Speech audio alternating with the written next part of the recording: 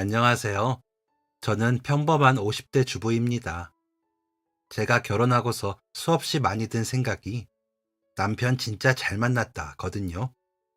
정말 어디 하나 미운 구석이 없는 참 멋진 남편입니다. 그리고 그 생각만큼이나 많이 든 생각이 시댁 참 잘 만났다입니다. 비록 시부모님은 지금 안 계시지만 시댁의 다른 가족에게 참 많은 고마움을 느끼며 살고 있습니다. 제가 어떤 사람들에게 고마움을 느끼는지, 그리고 또 왜 고마움을 느끼는지 한번 적어보려고 합니다. 그럼 우리 가족을 소개해 보겠습니다. 남편을 처음 만나게 된 것은 20대 초반, 아르바이트를 하다가 만나게 되었습니다. 저는 고등학교를 졸업하고 곧장 아르바이트를 시작하게 되었습니다. 이렇다 할 재주가 없기도 했고, 집안에 오빠만 둘이 있어서 대학 갈 형편도 아니었거든요. 그래서 나는 그냥 돈이나 벌어야겠다 싶은 마음에 여기저기 아르바이트를 하며 다녔습니다. 첫 시작은 어머니의 친구분의 가게였습니다. 칼국수집이었는데 정말 잠시도 의자에 앉을 새가 없이 바쁜 가게였습니다. 하루 종일 일하고 나면 다리가 저릴 정도로 바쁜 곳이었죠. 그때 한창 만보기가 유행해서 만보기를 차고 일한 적이 있었는데 제가 하루 동안 글쎄 15,000보를 걸어 다니고 있더라고요. 그만큼이나 가게가 바빴습니다. 칼국수집에서 한 6개월 정도 일했었는데 같이 일하는 이모들이 저를 참 좋아하셨습니다. 아니, 우리 연경이는 아르바이트가 처음인데도 어쩜 이렇게 야무지게 일을 잘해? 그러니까 말이야. 일머리도 좋은 게 아주 빠릿빠릿해서 홍길동 같다니까. 그때 알았습니다. 나는 공부머리는 없지만 일머리는 좀 있구나 하고요. 이모님들의 칭찬을 받으면서 신이 나서 일을 하다가 6개월 되던 날에 갑자기 엄마 친구분인 사장님이 퇴근 후 저를 부르셨습니다. 이거 미안해서 어쩌지? 우리 아들이 이번에 군대 제대를 해서 안 그래도 이 가게 물려주려고 했는데 일찍이 일 배우면 좋을 것 같아서 말이야. 대신에 내가 이 근처 곱창집 소개해줄게. 어때? 사장님 아들이 가게에서 일을 해야 하니까 저는 쫓겨난 셈이 된 거였습니다. 뭐 어쩌겠어요. 고용하는 사람 마음이죠. 그래도 다른 일자리를 구해주신다고 하니 그저 감사할 따름이었습니다. 저는 사장님에게 곱창집을 소개해달라고 했고 그렇게 저의 두 번째 아르바이트 장소는 곱창집이 되었습니다. 제가 밤에는 시내를 돌아다닌 적이 없었거든요. 오후에 그 곱창집 앞을 몇 번 지난 적이 있었는데 항상 한가했었죠. 칼국수집과 다르게 좀 편하게 일을 하겠구나 생각했는데 이게 웬걸. 퇴근 시간부터 사람이 미어 터지는 곳이었습니다. 그 근처 직장인들이 퇴근하고 다 이 곱창집으로 모이는 건지 정말 발 디딜 틈이 없게 사람이 꽉 찼었고 그만큼 바빴더랬죠. 그래도 한가한 것보다 차라리 바쁜 게 낫더라고요. 곱창집이 한 4시쯤 오픈했나 그랬는데 오픈하고서 2시간 정도는 손님이 거의 없으니까 아주 심심했었거든요. 계속 쓸고 닦고 반찬이나 곱창 손질하고 그랬었죠. 그러다가 사람들이 약속이나 한 듯이 우르르 몰려들면 그게 또 그렇게 재밌었습니다. 늦은 시간에 바쁜 만큼 퇴근도 좀 늦고 가끔 술 취한 진상 손님들 때문에 곤란한 적도 있었지만 곱창집 사장님이 재미난 분이었어서 꽤나 재미있게 일을 했습니다. 곱창집에 일하던 그때 남편을 처음 보게 되었죠. 어느 날 출근을 했는데 누군가가 가게에 술을 나르고 있었습니다. 거래처에서 술이랑 음료를 가져왔구나 생각했죠. 그런데 나르는 사람이 엄청 젊더라고요. 보통 가게에 식자재 날라주는 사람은 나이가 좀 있는 편이었는데 젊은 사람이라 신기했었죠.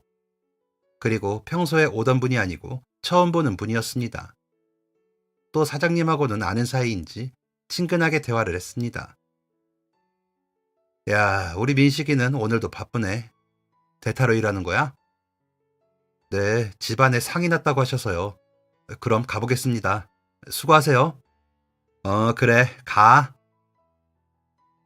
사장님은 그 남자가 떠나고서도 한참 동안 나이도 젊은데 진짜 열심히 산다.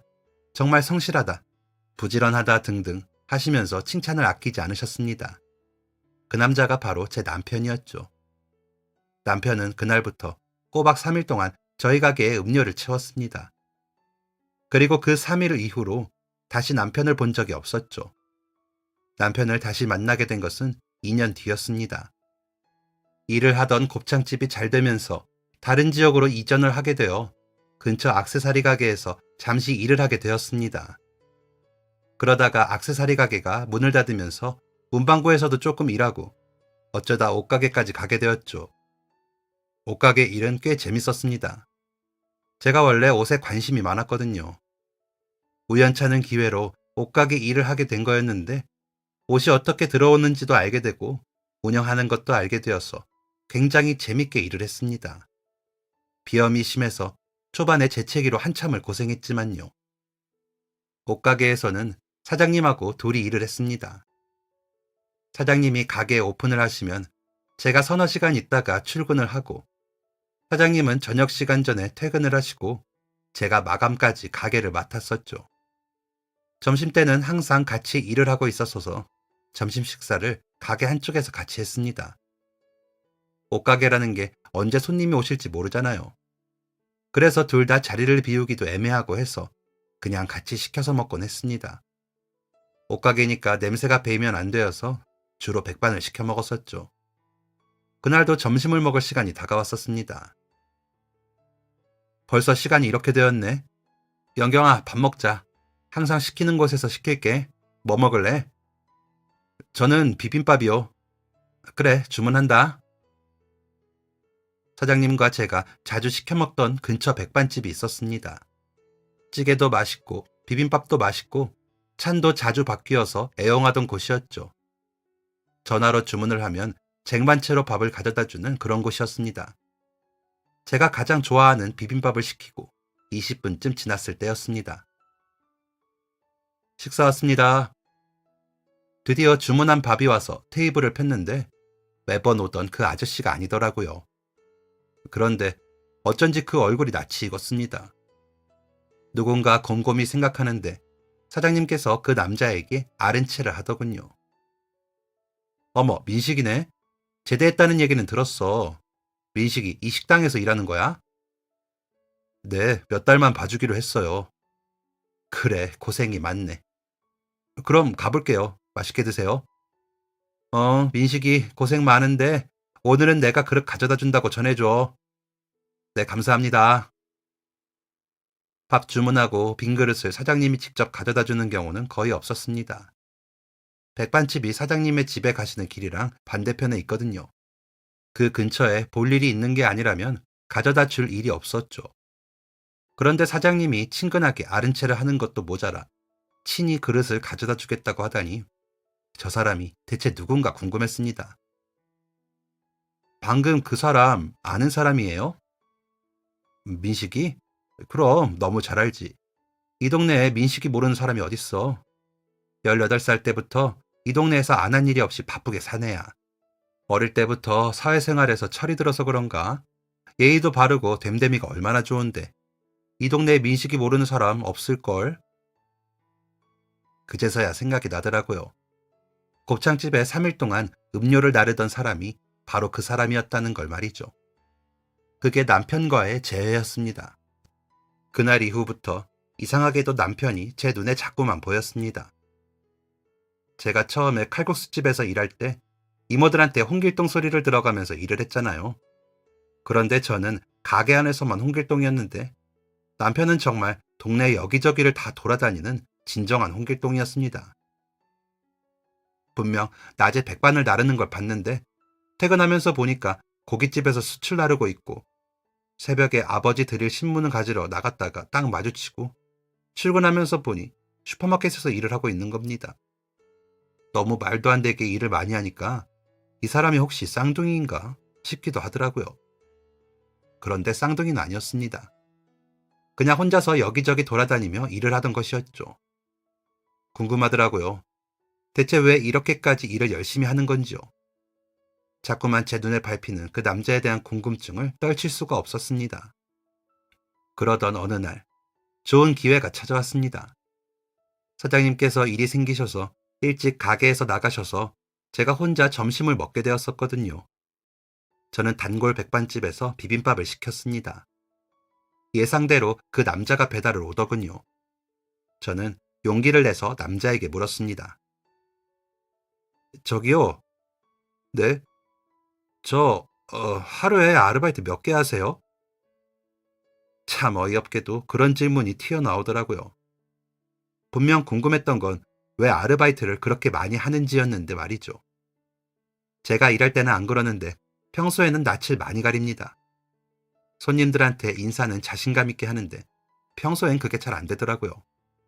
아무튼 이런 황당한 질문을 하고서 제 입을 틀어막았는데 남자는 진지하게 생각을 했습니다. 오늘은 4개? 매일 하는 아르바이트가 다 달라서 잘 모르겠어요.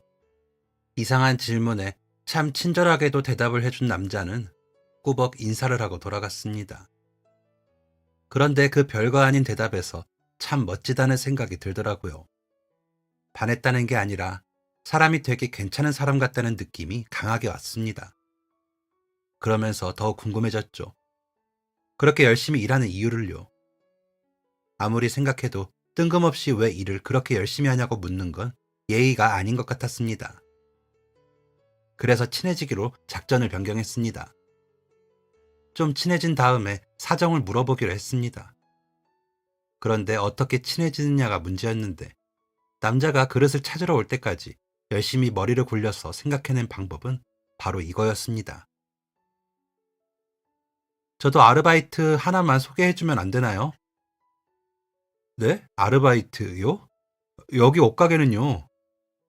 옷가게는 사장님이 일주일에 5일만 문을 열으셔서요. 나머지 이틀은 일이 없어서 아르바이트를 구해야 하는데 그쪽이 아르바이트를 많이 하시잖아요. 그리고 발도 넓은 것 같고요. 아르바이트 자리 하나만 구해주면 안 돼요? 이왕이면 그쪽이랑 같이 할 수 있는 곳으로요. 저랑 같이요? 제가 그 말을 어찌나 연습했는지 모릅니다. 연습한 보람이 있게 무슨 기계처럼 말이 술술 나왔더랬죠. 같이 일할 수 있는 곳을 구해달라는 말이 좀 이상한가 싶기도 했지만 어쩔 수 없었습니다. 안 그랬다가 생뚱맞은 곳을 소개해주면 어떻게 해요?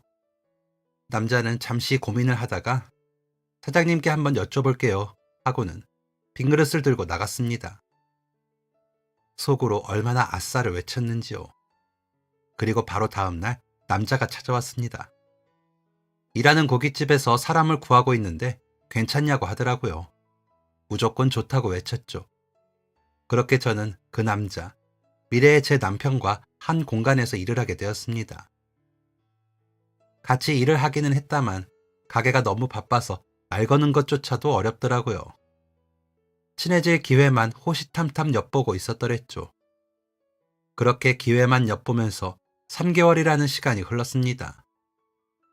그 3개월 동안 얘기를 하긴 했다만 진지한 얘기를 꺼낼 기회가 도저히 생기지 않더라고요. 동갑이라는 사실을 알아내고 겨우겨우 서로 말을 놓기로 한 게 그동안의 최선이었습니다. 내가 여기서 3개월 동안 뭘 하고 있는 건가? 저 남자가 무슨 사정으로 일을 하건 말건 아주 힘들어 죽겠구나 생각을 하던 차였습니다. 어쩐 일인지 가게가 평소보다 좀 한가하더라고요. 오늘은 가게가 썰렁하네. 오랜만에 우리 알바생들 고기 좀 구워줘야겠다. 민식이랑 연경이 거기 앉아서 반찬 차리고 있어. 이럴 때 편하게 식사하지. 안 그래? 사장님께서 가게를 보고 있을 테니 저희들이 편하게 밥을 먹으라고 배려해 주시더라고요. 그러면서 고기도 구워주시고 사이다도 한 병 따주셨습니다. 기회는 이때다 싶었죠. 눈앞에 맛있는 고기가 있는데도 제 눈은 자꾸만 그 남자를 향했습니다. 고기를 반쯤 먹었을 때 드디어 그토록 궁금해하던 것을 물어볼 수 있었죠. 그런데 나 전부터 궁금한 게 있었는데 물어봐도 돼? 뭔데? 너는 왜 이렇게 열심히 일해? 무슨 홍길동처럼 여기저기 돌아다니면서 엄청 바쁘게 일하잖아. 이 동네에서도 모르는 사람이 없대. 나 동생이랑 엄마 때문에. 동생이랑 엄마? 왜? 아빠가 나 18살 때 돌아가셨거든. 엄마가 혼자 고생하시는데 그걸 어떻게 봐. 어린 동생도 있었고. 그래서 일하기 시작했어. 와, 정말 너 진짜 대단하다. 대단하긴 무슨. 아니야, 진짜 대단해. 완전 멋지다. 동생은 몇 살인데? 20살. 올해 대학 갔어. 그래서 등록금 벌어야 해서 더 열심히 일해야 돼. 순간 그 남자가 엄청 듬직하고 되게 멋져 보였습니다. 그런 사연이 있을 줄은 꿈에도 몰랐거든요. 사실 뭐 사고 싶은 게 있나? 아니면 돈을 많이 모으고 싶은가? 아니면 가만히 못 있는 성격인가? 이렇게 단순하게 생각을 했는데 그보다 훨씬 더 깊은 사정이 있던 거였습니다. 그 이후로 남자애가 되게 빛나 보이더라고요. 호광이라고들 하죠. 빛이 막 나는 것 같았습니다. 그리고 이게 이성에 대한 좋아하는 마음이라는 것은 곧이어 알게 되었었죠.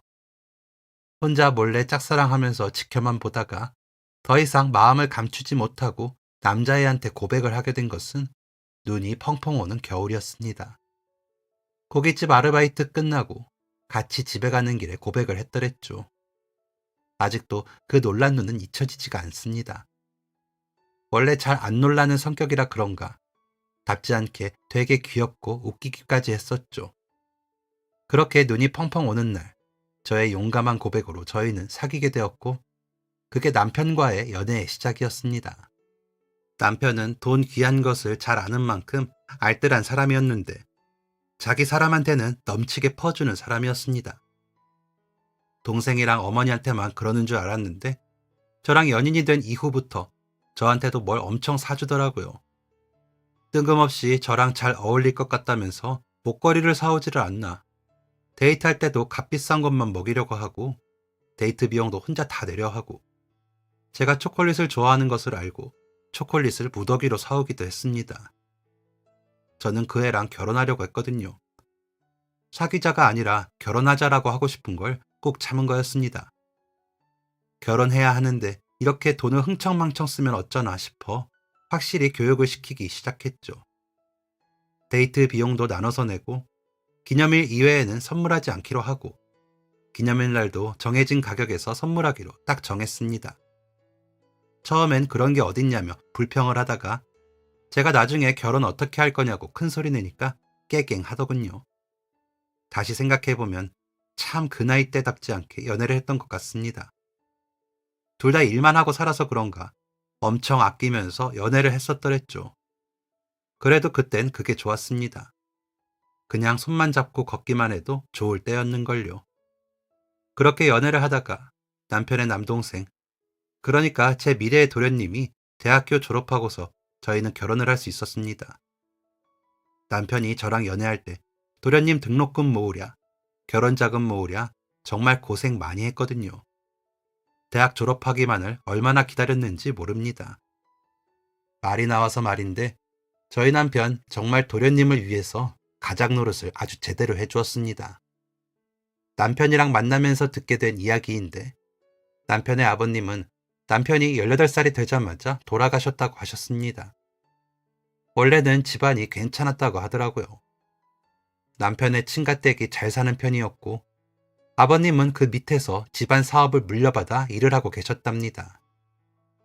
그런데 아버님이 돌아가시면서 친가댁의 다른 가족들이 이때다 싶어 득달같이 달려들었다나 봐요. 사업이며 집이며 아주 가만히 두지를 않았답니다. 한 푼이라도 더 가져가려고 싸우더래요. 그 바람에 애꿎은 새우등만 터졌던 거죠. 사업도 짐도 모두 다 빼앗기고 어머님, 남편, 도련님은 반지 하방에 남겨지게 되었답니다. 땡전 한 푼 안 주고 쫓겨나듯 그렇게 말이죠. 아버님이 살아계실 땐 그렇게 집에 찾아와서 예뻐해 주었던 큰아버지들과 고모들이 한순간에 그렇게 변하는 걸 보고 남편은 충격을 받았다고 했습니다. 집안 사정이 그렇게 되면서 어머님은 나가서 일을 하기 시작하셨답니다. 평생 집안 살림만 하시던 어머니가 식당 나가서 쟁반 나르고 무거운 거 들고 하시는 모습을 보고 남편 마음이 안 좋았다더라고요. 그래서 곧장 학교를 그만뒀답니다. 어머님이 일하시는 모습을 보고 고민이 하나도 안 되었다고 하더라고요. 공부를 잘해서 전교 1등도 했던 남편이었는데 학교를 그만두고 가장이 되기로 했답니다. 어머님과 도련님을 위해서 말이죠. 그렇게 밖에서 안 해본 일 없이 여기저기 돌아다니며 일을 하기 시작했고, 그렇게 번 돈으로 월세, 공과금, 식비, 그 밖의 생활비들을 채울 수 있었답니다. 그와 더불어 도련님의 교육비까지도요. 도련님 교복을 사입히고 학원을 보낸 것도 모두 저의 남편이었습니다. 어머님께서 아버님 돌아가시고 1년쯤 되어서 작은 사고가 있으셨거든요. 일하시다가 식당 안 계단에서 굴러서 팔에 화상을 입고 다리를 다치셨다더라고요. 그때 입원해 수술까지 할 정도로 큰일이었는데 어머님이 일하셨던 그 식당에서는 보상 한 푼이 없었다더군요. 일하다가 다치신 거였는데 말이에요. 괜찮냐는 말은커녕 사람 다시 구해야 해서 번거롭게 되었다며 화를 냈답니다. 이 이야기를 듣고 남편이 화가 나서 어떻게 그럴 수 있냐며 식당 사장한테 따졌는데 엄청 무시를 했다나 봐요. 어린 것이 어디 대드냐면서 없이 사는 거 티내지 말라고 했다더군요. 그때부터 남편은 더 악착같이 일했다고 했습니다. 자기는 몰라도 어머님하고 도련님 무시당하면서 사는 게 싫었어요. 그 사건 이후 어머니는 다리가 많이 불편하게 되셨습니다. 오랜 시간 일을 할 수도 없었고 오래 서 계시는 것도 무리였죠. 완전히 가장이 되어버린 남편은 아버지의 빈자리가 느껴지지 않을 만큼 열심히 일했다고 했습니다. 그러면서 도련님 공부를 엄청 시켰다더라고요. 무시당하고 살기 싫으면 공부해야 한다면서 말이죠. 남편은 그렇게 도련님에게 아빠 같은 존재였습니다. 남편의 성화에 공부를 열심히 했던 도련님은 사범대에 들어갔고, 도련님 졸업 후 저와 남편은 결혼을 할 수 있었습니다. 남편이 제게 프로포즈를 하면서 이렇게 말하더군요. 기다려줘서 고마워. 그런 모습조차 참 멋있었습니다. 책임감이 강한 사람이라는 생각이 들었고, 나와 미래의 우리 아이도 평생 책임질 것 같았습니다.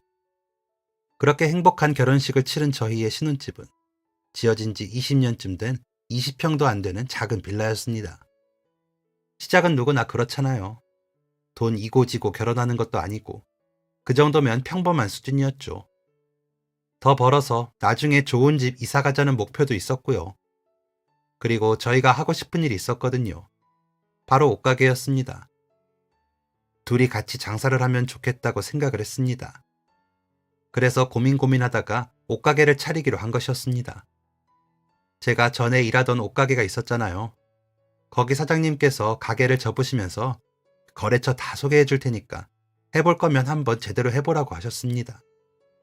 제가 그쪽에 관심이 있는 것을 알아차린 사장님께서 가끔 저를 차에 태우고 새벽에 동대문 시장도 같이 가주셨었죠. 그때부터 쭉 그쪽으로 관심을 가지고 있다가 결혼 후 남편과 함께 옷가게를 차리게 된 것이었습니다.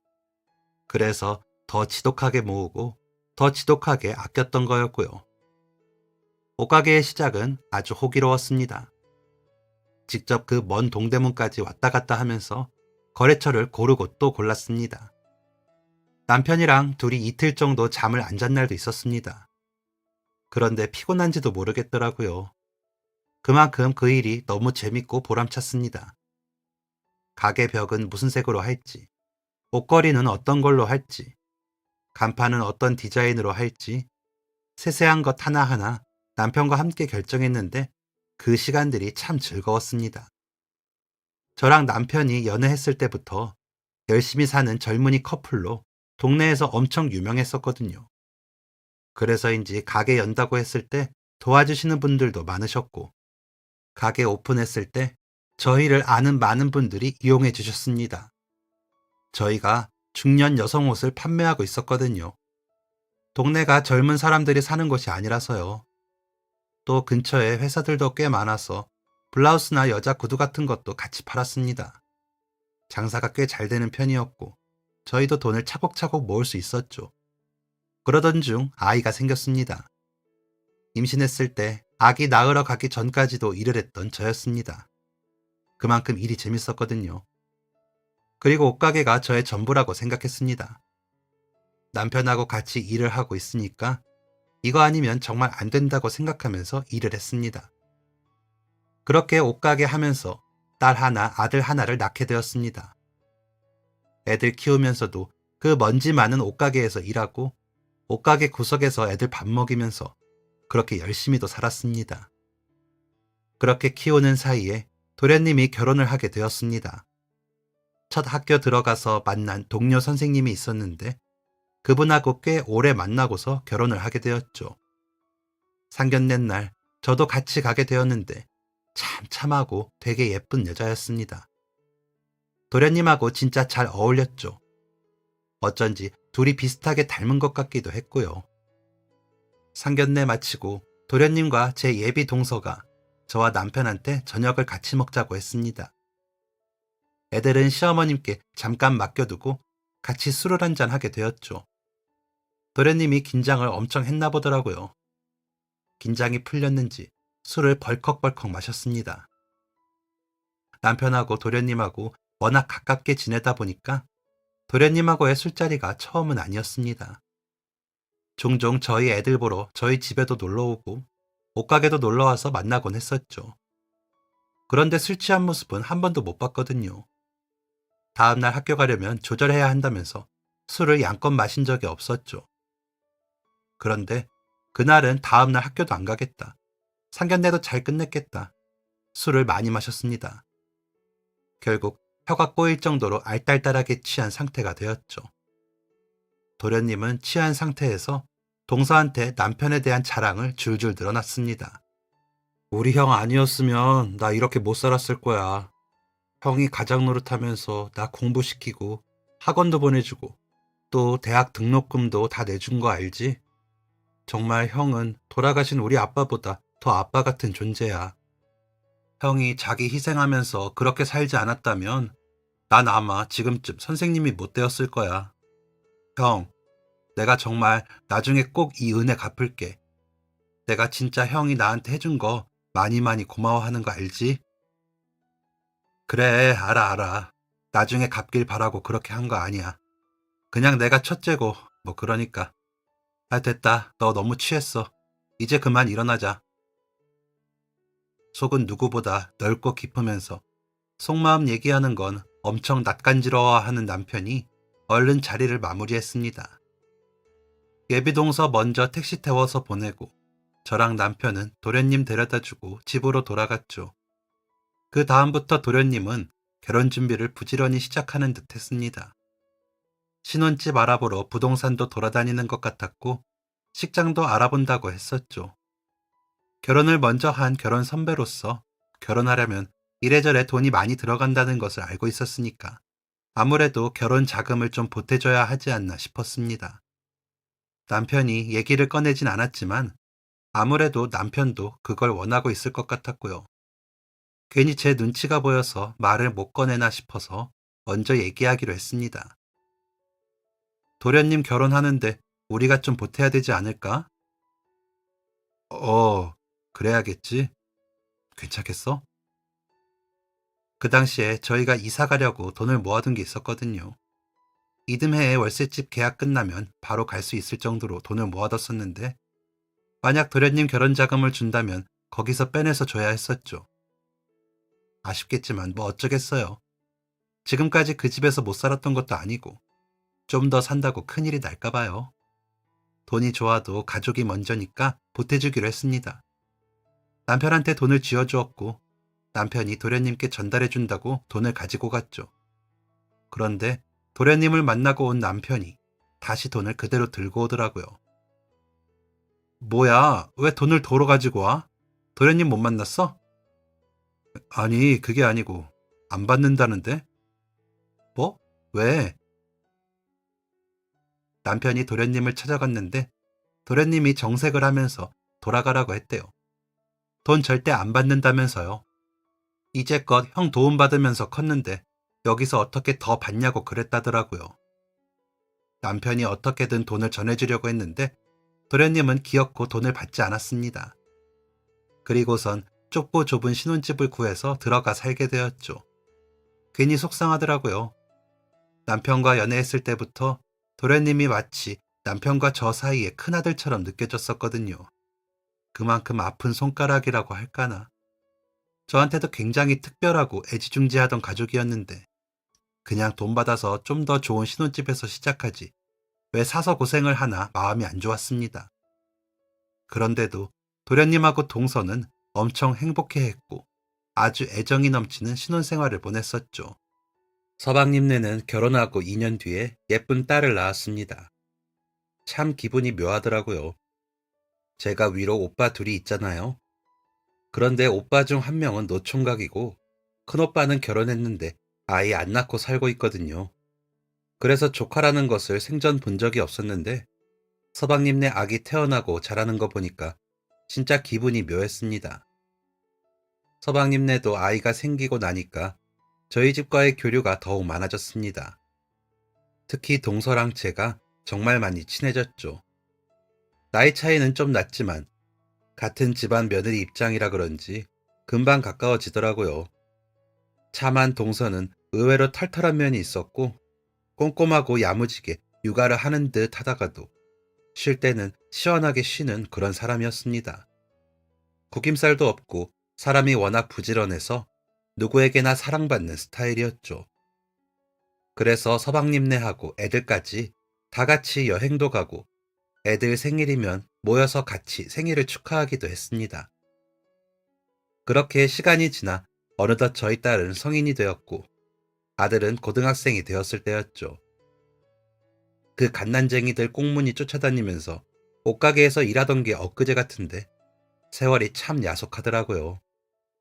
반짝거리던 옷가게는 허름해졌고 간판은 색이 바랬고 줄을 지어 옷을 사가던 손님들도 많이 줄어들게 되었습니다. 장사를 그만해야 하나 고민한 적도 있었습니다. 하지만 그게 저희 전부였고 저희 밥줄이었거든요. 예전만큼 장사는 안 된다고 하지만 어떻게든 생활비는 벌고 있었고 아파트 하나 사면서 대출받은 것도 다 못 갚은 상태였고요. 못해도 15년은 더 일해야 하니 그때까지 옷가게가 잘 버텨주기만을 바라고 있을 뿐이었습니다. 그러던 어느 날이었습니다. 퇴근하고 집에 들어가서 집 정리 좀 하고 막 잠이 들었을 때였습니다. 핸드폰이 울리더라고요. 제가 원래 잠귀가 어두워서 누가 전화해도 절대 안 깨거든요. 알람도 잘 못 들어서 시계를 머리 옆에다가 두고 자는 사람입니다. 그런데 그날은 이상하게 눈이 번쩍 떠졌습니다. 잠에서 덜 깬 목소리로 전화를 받았죠. 강 사장, 지금 어디야? 큰일 났어. 빨리 나와봐. 전화를 건 사람이 누군가 다시 확인해 보니까 저희 옷가게 맞은편에서 식당을 하는 사장님이었습니다. 술을 파는 가게라서 새벽까지 장사를 하는 곳이었죠. 그런데 그 사장님이 갑자기 무슨 일로 제게 전화를 한 건지 알 수 없었습니다. 그렇게 전화를 한 경우는 처음이라 순간 꿈인가 싶었다니까요.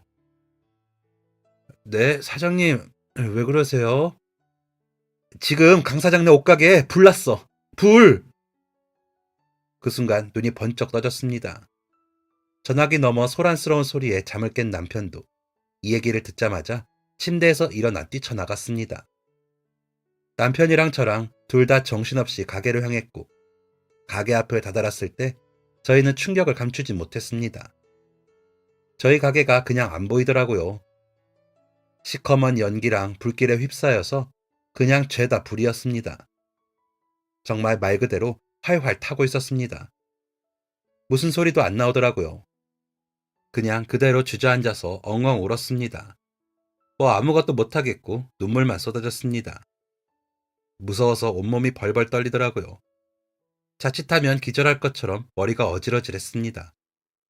앞가게 사장님의 신고로 출동한 119 소방대원분들이 불길을 잡기에 힘써주셨고 몇 시간이 지나고서야 겨우 불길을 잡을 수 있었습니다. 저희가 음식점도 아니고 가게 안에 가스도 하나 없는데 대체 불이 어떻게 날 수 있었던 건지 의아했습니다. 소방대원분들과 함께 경찰관분들도 출동을 하셨는데 다음날 경찰관분이 그러시더라고요. 담배꽁초 때문에 불이 난 것 같다고요. 우리 남편 담배 안 피거든요. 담배값도 아까워하던 사람이라 생전 입에 대본 적도 없었습니다. 그런데 담배꽁초 화재라뇨. 가게 옆 골목에서 누군가가 담배를 피웠고 그것 때문에 불이 났다고 하더라고요. 저희 가게에 화재 보험도 안 들어져 있었거든요. 어디 보상 나올 것도 하나도 없었고 그 범인을 잡아야 했습니다. 매일같이 경찰서 가서 오늘은 뭐가 안 나왔냐, 무슨 단서가 안 보이냐 하며 경찰관 분들을 귀찮게 하기도 했습니다. 하지만 끝내 범인을 잡지 못하였고 저희는 막막한 현실을 받아들여야만 했었죠. 다른 것도 아니고 옷가게잖아요. 옷들이 다 타버려서 진짜 눈앞이 깜깜했습니다. 창고까지 불길이 번졌더라고요. 창고에 있는 옷들만 거의 1,000만 원 상당의 옷들이었는데 전부 다 타버렸습니다. 가게 안에 걸려있던 옷들은 물론이고 타지 않은 옷에도 냄새가 배어서 팔 수 없는 상태였죠.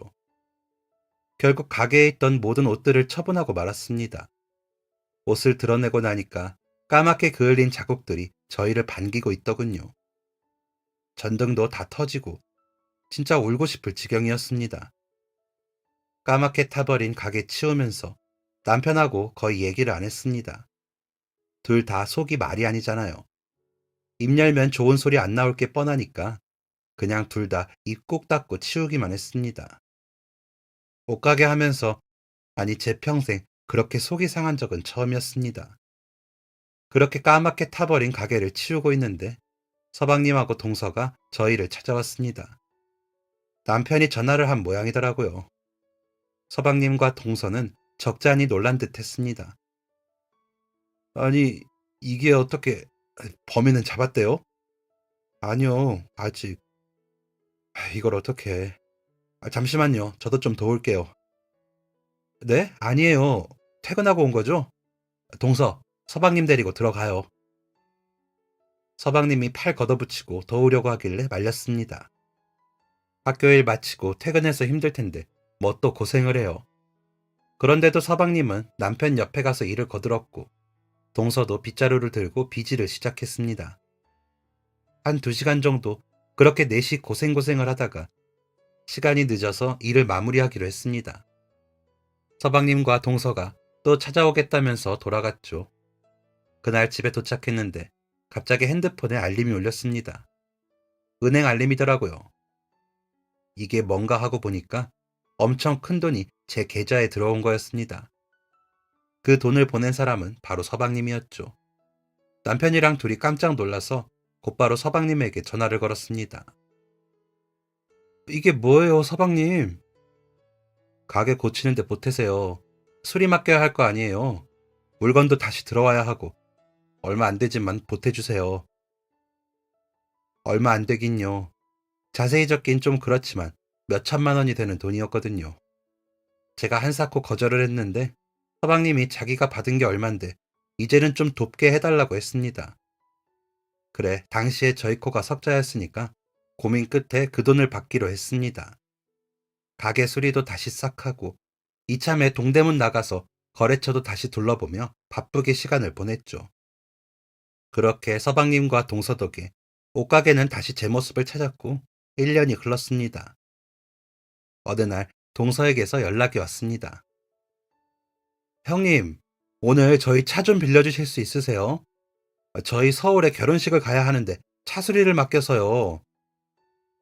그래. 차 쓸 일 없으니까 오늘 가져가. 서방님네 차 수리를 맡겨서 저희 집 차를 빌린다는 전화였습니다. 가끔 서로 급할 때 차 빌려 쓰기도 해서 알겠다고 했죠.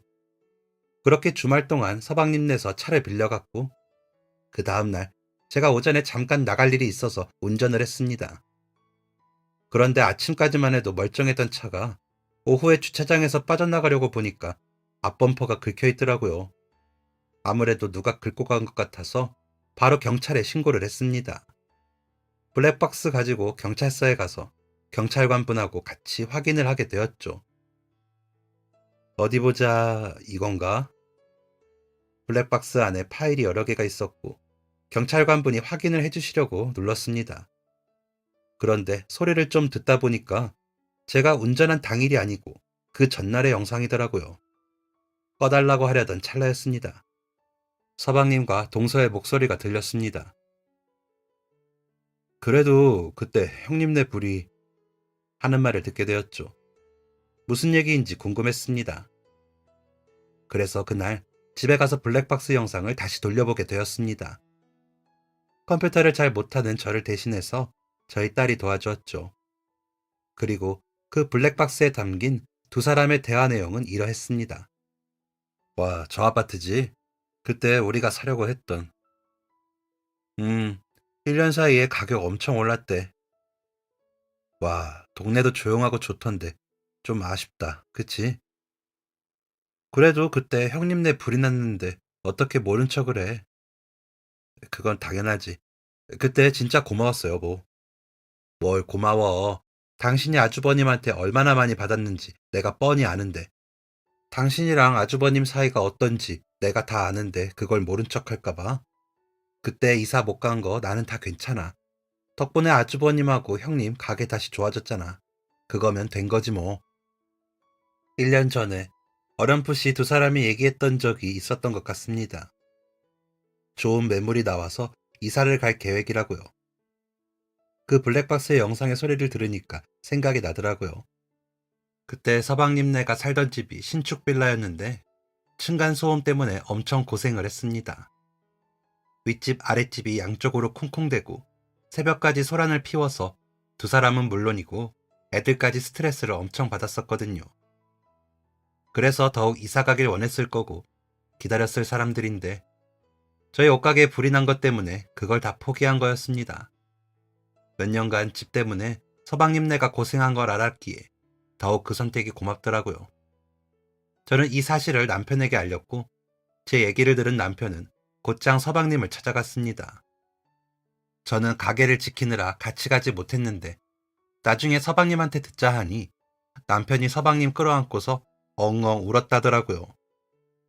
평생 아이인 줄만 알았던 어린 동생이 그런 선택을 했는데 어떻게 눈물이 안 나오겠어요. 남편의 마음을 100번 1000번 이해합니다. 그날 이후 저와 남편은 서방님네가 이사갈 때 보태주려고 돈을 모으기 시작했습니다. 그런데 말이죠. 그맘때부터 저희 가게가 정말 말도 안 되게 잘 되기 시작했지 뭔가요. 이렇게 잘 되려고 불이 났나 싶을 만큼 가게 오픈하고 최대 매출을 기록하게 되었습니다. 이렇게 된 데에는 저희 딸의 공이 아주 컸죠. 제 딸이 어릴 때부터 옷에 관심이 되게 많았습니다. 저희가 옷 장사를 해서 그런가 중학생 때부터 잡지 같은 곳에서 옷만 오려서 자기 공책에다 붙여두고 딱히 옷에 대해 알려준다거나 스타일을 알려준 적이 없었는데 혼자 척척 옷 입는 스타일도 뭔가 다르긴 달랐죠. 고등학생 때도 그렇게 꾸미는 걸 좋아하더니 대학 졸업하고서는 의류 브랜드 MD로 들어가서 일을 했습니다. 그런 딸이 저희 가게 불타고 난 뒤에 제가 동대문 나가는 걸 쫓아나오더라고요. 저희 가게가 원래 중년 여성들 옷을 팔았잖아요.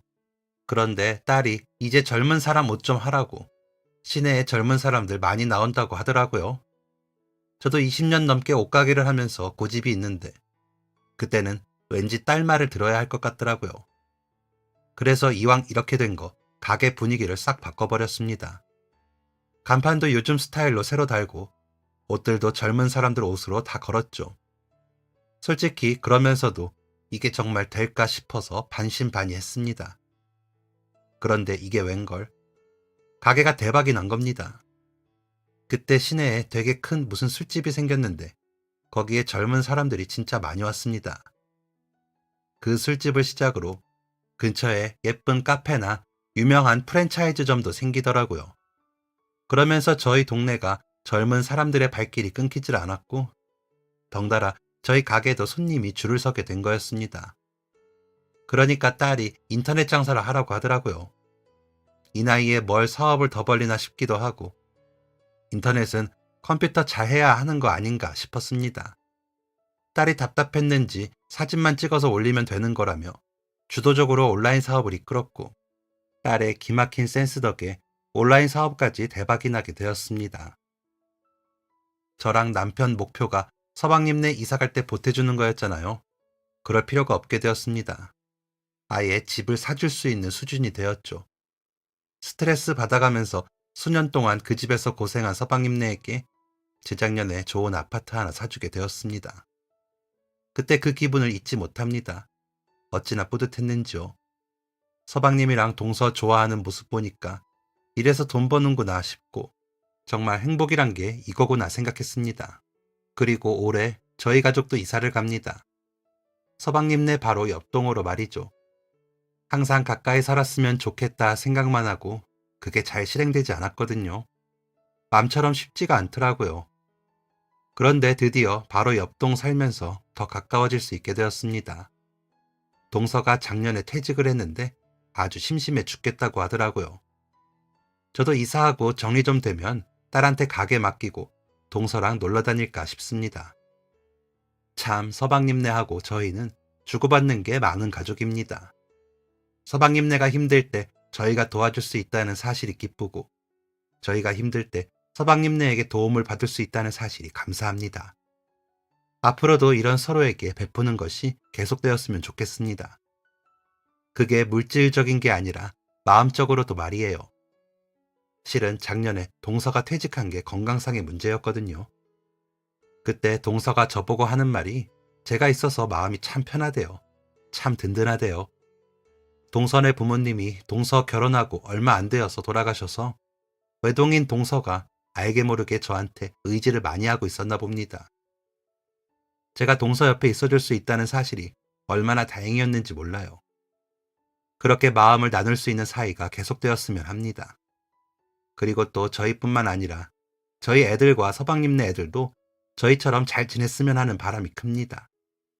터울은 좀 나지만 우정의 나이가 중요한가요? 분명 아이들도 서로 돕고 도우면서 잘 자랄 거라 믿습니다.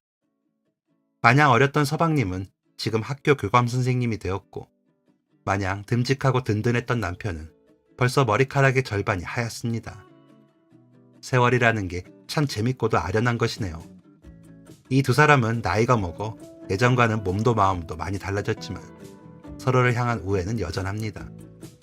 어떤 삶을 살았는지 누구보다 잘 아는 두 사람이기에 이 우애가 영원하지 않을까 싶네요. 저는 그저 이런 가족들이 있어 행복하고 아주 배부릅니다. 누구나에게 소중한 가족이 있잖아요. 그 소중한 가족과 함께 오늘도 아주 보람찬 하루를 보내시길 바랍니다. 감사합니다. 지금까지 사연 들어주셔서 감사합니다. 사연이 재밌으셨다면 구독과 좋아요를 눌러주세요. 감사합니다. 안녕히 계세요.